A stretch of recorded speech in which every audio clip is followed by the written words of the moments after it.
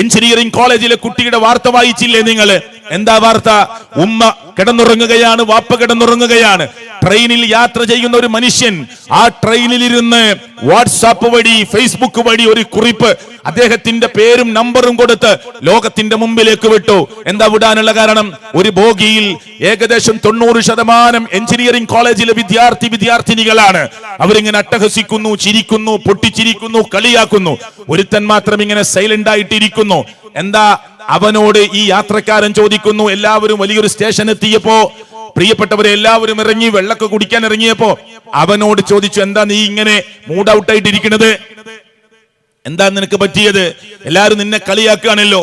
അപ്പോ ആശ്ചര്യം തോന്നുന്ന, എന്നാൽ ഭയാനകമാണ്, ഖേദകരമാണ്, ദുഃഖകരമാണ്, നാടിന്റെ അവസ്ഥ വളരെ പ്രയാസമാണ് എന്ന് തോന്നുന്ന ഒരു കഥയാണ് ഈ കുട്ടിക്ക് പറയാനുണ്ടായിരുന്നത്, ചെറുപ്പക്കാരന് പറയാനുണ്ടായിരുന്നത്. അവൻ പഠിക്കുന്ന എഞ്ചിനീയറിംഗ് കോളേജിന്റെ ആ 4-5 വീടപ്പുറമുള്ള ഒരു വീട്ടിൽ പ്രിയപ്പെട്ടവർ +2 പഠിക്കുന്ന ഒരു പെൺകുട്ടിയുണ്ട്. ആ പെൺകുട്ടിയുമായി ഇവൻ സ്നേഹത്തിലാണ്, പ്രേമത്തിലാണ്. ആ പെൺകുട്ടി ആ വീട്ടിലെ മൂത്ത കുട്ടിയാണ്. ശരിക്കും കേൾക്കണേ. എന്നിട്ട് ആ കുട്ടിയും ഇവനും തമ്മിൽ പ്രേമ ചാബല്യത്തിലാണ്. രാത്രിയുടെ അന്ത്യയാമങ്ങളിൽ ചാറ്റിങ്ങിലാണ്. എന്നിട്ട് ചില ദിവസം അവൾ പറയും, ഉമ്മ ഉറങ്ങിയിട്ടുണ്ട്, പാപ്പ ഉറങ്ങിയിട്ടുണ്ട്, അനുജനും അനുജത്തിയും ഉറങ്ങിയിട്ടുണ്ട്, നിനക്ക് വേണ്ടി ഞാൻ കിച്ചണിലെ വാതിൽ തുറന്നു വെച്ചിട്ടുണ്ട്. അങ്ങനെ അവൻ വരും, മതിൽ ചാടിക്കടന്ന് അവന്റെ കൂട്ടുകാരന്റെ ബൈക്കിൽ വരും, മതിൽ ചാടിക്കടന്ന് അവളുടെ റൂമിലെത്തും. ചില സമയങ്ങൾ അവിടെ ചെലവഴിച്ചുകൊണ്ട് കൂട്ടുകാരനെ വിളിക്കുമ്പോ കൂട്ടുകാരൻ വരും, മതിൽ ചാടി വീണ്ടും അവൻ കോളേജിന്റെ ഹോസ്റ്റലിലേക്ക് യാത്രയാവും. ഒരു ദിവസം അവൻ ആ റൂമിൽ ഉറങ്ങിപ്പോയി. ഇത് പറഞ്ഞിട്ട് ആ കൂട്ടുകാരൊക്കെ ട്രെയിനിൽ ഇരുന്നിട്ട് ഇവനെ കളിയാക്കുന്നത്. ആ വീട്ടിൽ ഉറങ്ങി. പ്രഭാതത്തിന്റെ സൂര്യകിരണങ്ങൾ അവന്റെ മുഖത്ത് വന്നടിക്കുമ്പോഴാണ് ഞെട്ടി ഉണരുന്നത്. രാത്രി ഒരുപാട് സമയം ഇവനും ഇവളും വർത്തമാനം പറഞ്ഞിരുന്ന് പ്രിയപ്പെട്ടവരെ ഉറങ്ങാതെ വൈകിയ വേളയിൽ ഉറങ്ങി. സൂര്യകിരണങ്ങൾ മുഖത്തടിക്കുമ്പോഴാണ് ഉണരുന്നത്. പേടിച്ചു വിറച്ച് എണീക്കുമ്പോ ഈ പെൺകുട്ടി പറയുന്നതാണ് ഈ കുറിപ്പിന് ആധാരം. എന്താ പറഞ്ഞെന്നറിയോ? എന്താ ഈ കുട്ടി പറഞ്ഞത് ഇവനോട്? ഭയപ്പെടണ്ട, പേടിക്കണ്ട, കൂട്ടുകാരനെ വിളിച്ചോ, മെല്ലെ പൊയ്ക്കോ. ഉമ്മ ഉണരുകയില്ല, വാപ്പ ഉണരുകയില്ല, അനുജനും അനുജത്തിയും ഉണരുകയില്ല.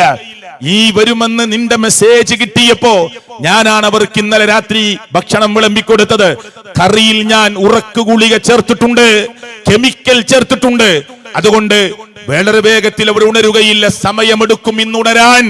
അല്ലെ, ഈ കാമുകന്റെ ഈ കിളിപ്പെടുത്തുന്ന വർത്തമാനങ്ങൾക്ക് വേണ്ടി നൊന്ത് പ്രസവിച്ച ഉമ്മയെ ഉറക്കു ഗുളിക കൊടുത്ത് കിടത്താൻ ഒരു +2 പഠിക്കുന്ന കുട്ടി തയ്യാറാവുന്ന ലോകത്ത്, അല്ലെ, കാമുകന്റെ ഈ കിളിപ്പെടുത്തുന്ന ഒരു നൈമിഷികമായ സുഖലോലുതക്ക് വേണ്ടി തന്റെ വാപ്പയെയും കൊച്ചനുജനെയും അനുജത്തിയെയും ഉറക്കു ഗുളികയും കെമിക്കലും കൊടുത്ത് രാവിലെ കാലത്ത് 5 മണിക്കും 6 മണിക്കും ഉണരാതിരിക്കാൻ 7 മണിക്കും 8 മണിക്കും മാത്രമേ ഉണരാൻ പാടുള്ളൂ.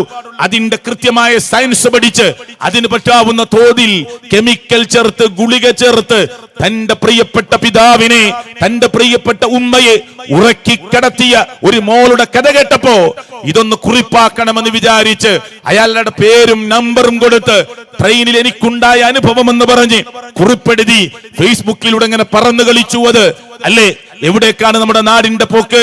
ഞാൻ പറഞ്ഞല്ലോ, ഖുർആൻ എന്ന് പറയുന്ന അള്ളാഹുവിന്റെ കലാം, മുഹമ്മദ് റസൂൽ കരീം സല്ലല്ലാഹു അലൈഹി വസല്ലമയുടെ തിരുനാവ് കൊണ്ട് ദീനിന്റെ കാര്യങ്ങൾ ലോകത്തിന്റെ രക്ഷിതാവായ റബ്ബിന്റെ സമ്മതപ്രകാരം, അള്ളാഹുവിന്റെ വഹയി പ്രകാരം